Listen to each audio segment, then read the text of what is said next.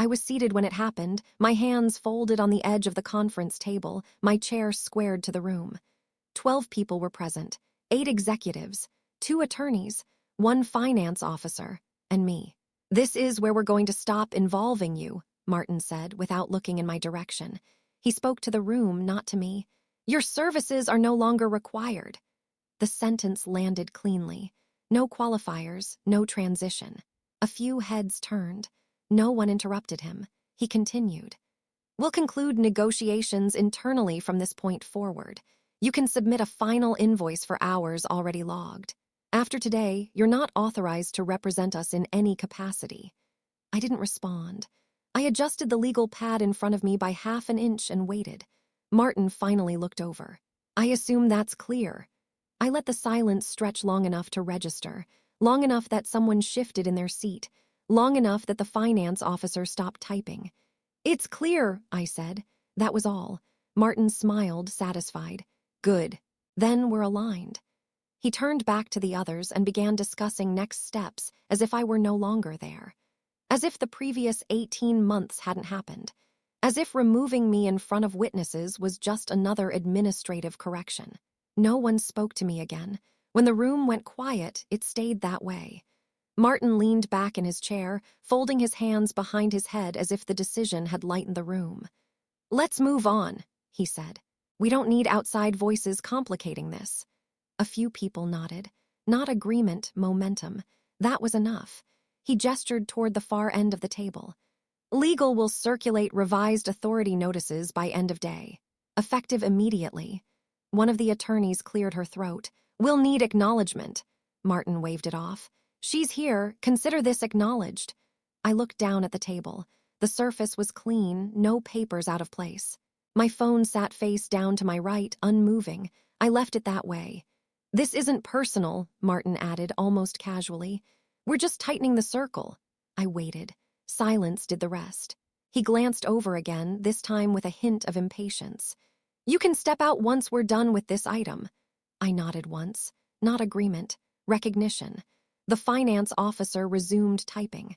The keys sounded louder than they had before. Someone slid a glass of water closer to themselves. A chair leg scraped against the floor and then stopped.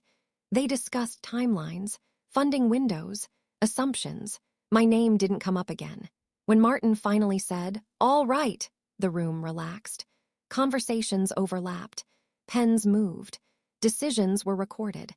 I remained seated until the discussion shifted fully away from me.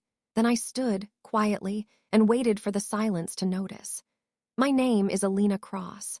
I was 38 at the time, living in Chicago, working independently as a senior strategic consultant on long-cycle financial negotiations. I had been brought into that company 18 months earlier for one reason: stability. I wasn't junior staff. I wasn't an assistant. I wasn't temporary support. My role existed because the structure they were operating under required someone external, neutral, and trusted to manage risk they didn't want attached to their names. That afternoon, I gathered my notebook and left the building without being stopped. What made the dismissal notable wasn't the loss of work. It was the breach of agreement. I had taken on exposure they couldn't carry internally. I had absorbed delays, rewrites, and extended review cycles so their executives could move fast and look decisive. That was the arrangement. Everyone in that room understood it. This wasn't the first time authority had been minimized once it became inconvenient. It was simply the first time it happened publicly. I didn't correct Martin. I didn't defend my position. There was no benefit to doing so in that room. Fairness doesn't require argument. It requires accounting. By the time I reached the sidewalk, the matter was already out of my hands. I was introduced to the company through their outside counsel, not through management. That mattered. It meant my involvement began as a precaution, not a preference. The engagement was scoped narrowly at first. 3 months. Advisory authority limited to funding strategy and counterparty coordination. I was given access to internal forecasts, draft term sheets, and a standing seat in negotiations where capital exposure exceeded a defined threshold. The threshold was theirs, not mine. The reason was simple. Their internal teams moved quickly, but they didn't slow down well. When timelines slipped or assumptions changed, decisions accumulated risk faster than accountability. My role existed to absorb that pressure and formalize it. I didn't replace anyone. I didn't report to anyone. I interfaced. Over the first quarter, the scope expanded.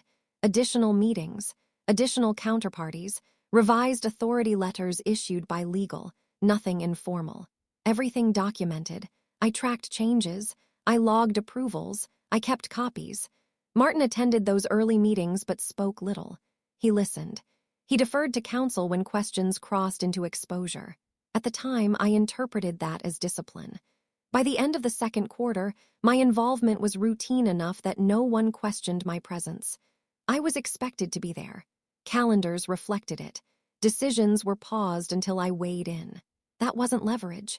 It was structure. And structure only becomes visible when someone tries to remove it.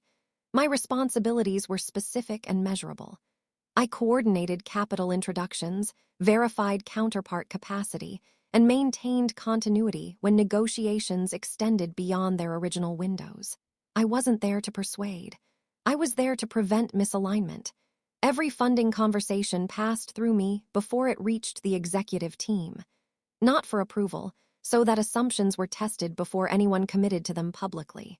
I reviewed liquidity schedules, cross-checked contingencies, and flagged exposure when enthusiasm outpaced documentation. When timelines slipped, I absorbed the friction. When counterparties hesitated, I kept them engaged without escalating pressure. I handled revisions quietly, often after hours, so the board only saw clean options when it mattered. There were weeks when nothing moved without my involvement. That wasn't authority. It was dependency, whether they acknowledged it or not. I kept records. Not out of suspicion, but because long-cycle negotiations accumulate details faster than memory can hold them. Email confirmations, version histories, authority letters signed and reissued. I maintained a complete trail because the work required it. No one challenged that system while it functioned. In fact, they relied on it. Martin used to say, "Elena keeps the wheels from coming off." He said it lightly, almost as a joke. At the time, I let it pass. I didn't need credit, I needed continuity. And continuity doesn't announce itself until it's removed. The shift didn't happen all at once. It never does. At first, decisions were delayed until after meetings I wasn't invited to. Then questions I raised were answered indirectly, filtered through legal instead of addressed in the room. Authority letters were reissued with narrower language, not revoked, adjusted. Each change was small enough to dismiss on its own. Martin became more visible as funding discussions intensified. He spoke earlier in meetings. He summarized conclusions before anyone else could. When I corrected assumptions, he nodded and moved on without revisiting them. It looked like confidence. It functioned like override. I didn't confront it. There was no need. Confrontation would have turned process into personality, and that benefits the louder party. Instead, I documented the changes, dates, versions, who was copied and who wasn't. When access narrowed, I noted it. When my role was described differently to different people, I let the inconsistency stand. Silence can be a form of positioning if you understand what's being built around you. By the final quarter, I was still doing the work, but my presence was treated as optional. Decisions leaned on my infrastructure while distancing themselves from my authority. The system remained in place. The acknowledgement didn't. That wasn't misunderstanding. It was entitlement testing its limits. I let it continue because patterns clarify themselves when you don't interrupt them. And once clarified, they don't require argument. As negotiations stretched, the pace slowed in ways that weren't visible from the outside. Funding windows opened and closed without resolution. Counterparties requested extensions. Legal asked for revised language that required additional review. None of it was dramatic. It was procedural.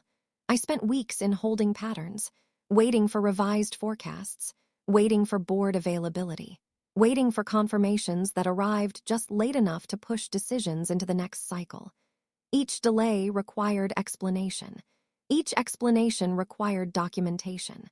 During that period, I met twice with their outside counsel to clarify my authority as it existed on paper, not to expand it, to confirm it. We reviewed executed agreements, advisory clauses, and escalation protocols. Everything was current. Everything was valid. I also spoke with the fund administrator responsible for vetting potential capital partners. Their role was technical: verification of source, compliance, and eligibility. I asked neutral questions and received neutral answers. The structure held. There were internal reviews I wasn't invited to. That was fine. My role didn't require visibility into internal politics. It required accuracy. Time passed.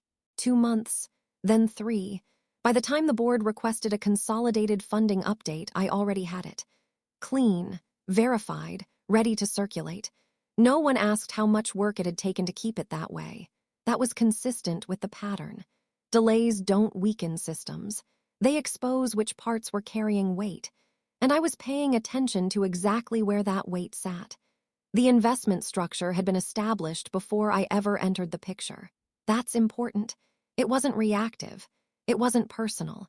It was designed for risk containment in situations where capital sensitivity required distance.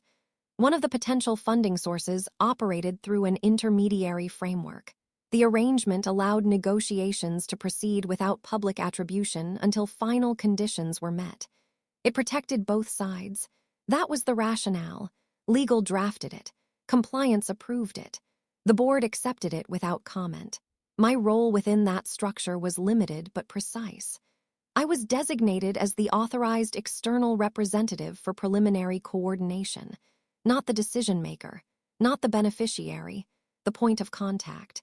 The authority was conditional, not discretionary.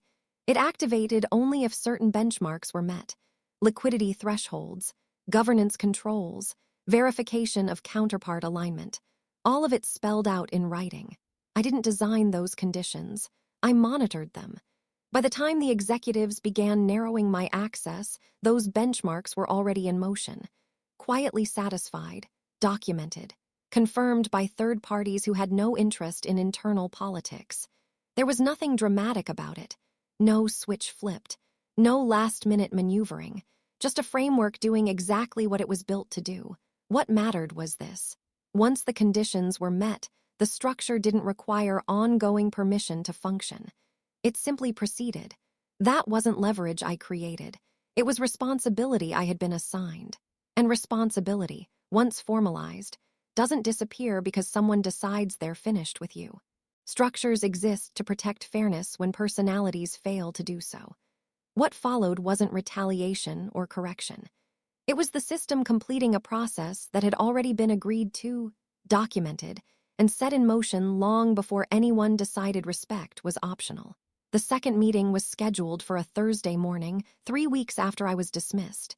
Different room, different floor, same building. I arrived early and took a seat near the end of the table. The chair was already placed. My name was printed on the agenda, unchanged. 2 attorneys were present this time, along with the finance officer and 3 board representatives. Martin entered last, mid-conversation, still speaking as he took his seat. He stopped when he saw me. No one explained my presence. No one needed to. Folders were set out in front of each attendee. Thick, labeled, neutral. I rested my hands on mine and waited. The board chair cleared his throat. "Before we proceed," he said, "there's a clarification we need on record regarding funding authority." Martin leaned forward. "That was resolved." The chair didn't respond immediately. He opened the folder instead. Pages turned. The sound was deliberate. "We've reviewed the documentation," the chair continued, "and we're going to walk through it carefully." I didn't look at Martin. I didn't need to. The room settled into stillness. Phones went dark. Pens stopped moving. When silence finally lifted, it wasn't for argument. It was for confirmation. The board chair nodded to the attorney seated to his right. She opened her folder and began reading without preamble. "This advisory designation," she said, "was executed 18 months ago and reissued twice. It grants external coordination authority under specified funding conditions." She paused, turned a page, and continued. The language was plain, deliberate: dates, initials, exhibits referenced by number, not name. I traced the edge of the paper with my thumb and waited. The attorney looked up. "Those conditions have been satisfied," Martin shook his head once. That can't be correct. No one responded. The finance officer adjusted his glasses and leaned forward. We confirmed compliance last week, he said, independently. Another page turned. The intermediary structure, the attorney continued, restricts disclosure of the funding source until final authorization. That authorization was triggered when benchmarks were met. It does not require executive reaffirmation. She let that sit. I kept my eyes on the table. The grain in the wood was familiar. I'd noticed it months earlier during a stalled call with a potential counterparty. Martin leaned back, exhaling sharply. You're saying this moved forward without my approval? The board chair finally looked at him. No, he said. We're saying it moved forward because approval was already granted. Silence followed, heavy. Contained, the attorney closed the folder. At this point, she said, the process is no longer discretionary. No one asked me to explain. They didn't need to. Martin's chair scraped as he leaned forward again. That interpretation is aggressive, he said. We never intended for an external advisor to carry unilateral authority. The attorney didn't answer him. She looked back down at the document. I want that noted, Martin continued, louder now. This was never presented as automatic. The board chair raised a hand, not sharply, just enough. Intent isn't the standard here. Martin turned to the finance officer. You signed off on this? The finance officer hesitated, then nodded. On the verification, yes. Martin laughed once, short and brittle. So we're pretending this was all invisible, that none of us were supposed to weigh in? No one matched his tone. He looked around the table, searching for agreement. What he found instead were lowered eyes and still hands. Pens untouched, phones silent. This can't stand, he said. There has to be a way to pause it. The board chair closed his folder. The sound was final. We're past that, he said. Martin sat back, breathing through his nose as if waiting for someone to contradict it. No one did. The shift was subtle at first. Martin stopped addressing the room and started addressing individuals. This affects timelines, he said, turning to the board chair. We have commitments pending. The chair didn't answer. Martin's voice tightened. We can't lose this funding window. We'll look reckless. One of the attorneys finally spoke. The window is no longer yours to manage. Martin turned toward me for the first time since the reading began. You knew this was happening. I waited, long enough for the accusation to hang without support. I monitored the process, I said, as designated. That was all. He shook his head, faster now. This isn't how this works. You don't just let something like this roll forward. The finance officer spoke quietly. It did. Martin's hands flattened on the table. Then stop it. No one moved. He stood, pacing once behind his chair before sitting again. The movement felt unnecessary, uncontrolled. There are reputational implications, he said. This can be challenged. The attorney met his eyes. It already has been, procedurally. Silence returned, denser than before. Martin looked down at the table, then back up, recalculating. Whatever leverage he thought remained wasn't there anymore, and he knew it. The board chair spoke without raising his voice. We've received formal confirmation from the intermediary, he said. Funds are committed under the existing framework. Martin opened his mouth, then stopped. The structure doesn't allow for reversal at this stage, the chair continued. Not without triggering penalties that would materially harm the company. One of the attorneys slid a single-page memo across the table. It stopped just short of Martin's reach. He didn't pick it up. You're telling me this is done, he said. Yes, the chair replied. Martin looked at me again, searching for reaction. I gave him none. The attorney added, any attempt to interfere now would constitute breach. That risk has been assessed. The room stayed quiet, not tense, settled. Martin leaned back, the energy draining from him in small, visible increments. There was nothing left to negotiate, no authority to appeal to, no audience willing to perform outrage with him. Process had replaced personality. That's what fairness looks like when it's enforced correctly. The meeting adjourned on schedule. The first challenge came quietly, through counsel. A request for clarification, then a request for delay. Both were denied within standard review windows, citing previously executed agreements. Weeks passed. By the end of the month, the funding structure was disclosed internally, not publicly, just enough to trigger compliance notifications and internal reporting obligations. That was when the tone shifted.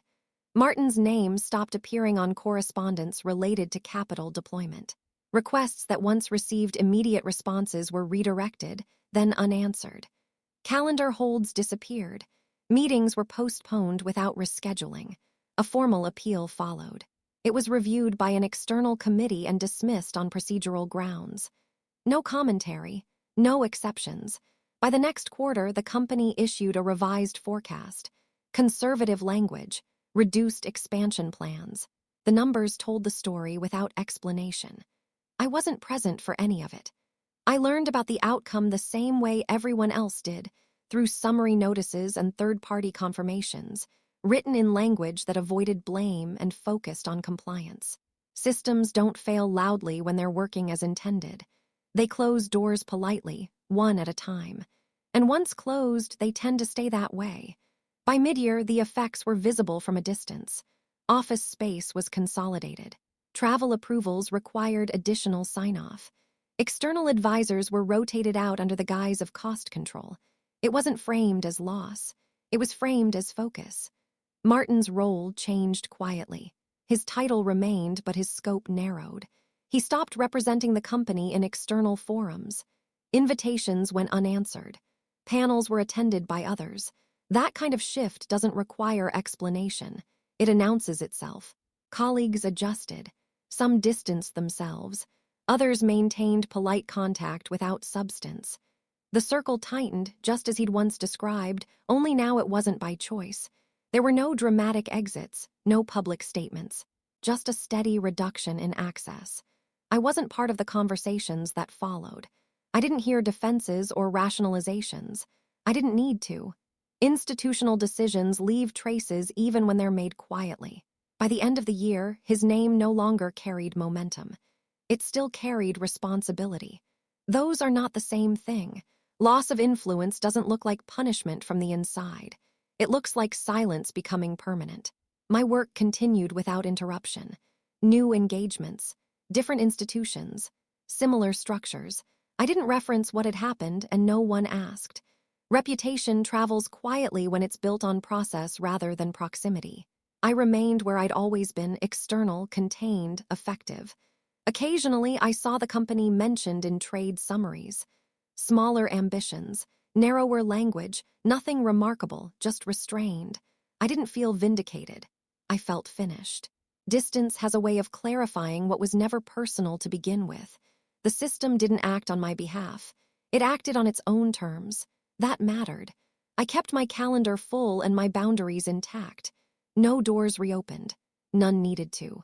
Some outcomes don't require observation to be real. They exist whether you're watching or not. What stayed with me wasn't satisfaction. It was order. Agreements were honored. Authority rested where it had been placed. The system functioned without needing explanation or enforcement beyond its own design. I allowed myself one quiet moment of acknowledgement, not pleasure, not pride, just recognition that preparation had mattered. Justice doesn't announce itself when it arrives. It settles. I kept the same routines, the same standards, the same distance. Nothing needed to be revisited. The matter concluded because it had always been structured to conclude. And once finished, it remained that way.